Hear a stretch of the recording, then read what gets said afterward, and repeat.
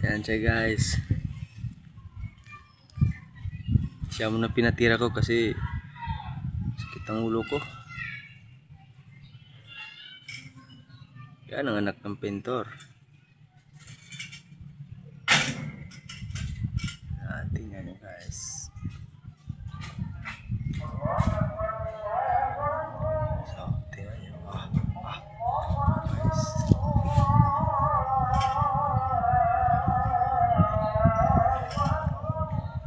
Tingin naman dito pare, shout out.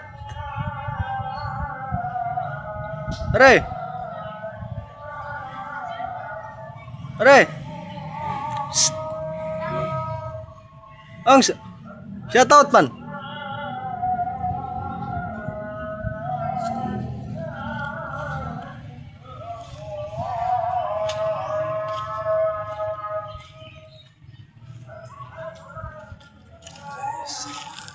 Itong bata na to guys, pag walang klase, siya ang tumutulong sa akin kung may trabaho ko, siya ang tumutulong.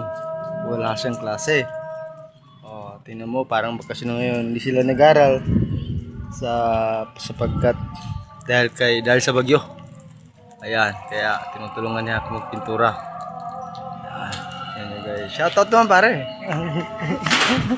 Nahiya siya eh.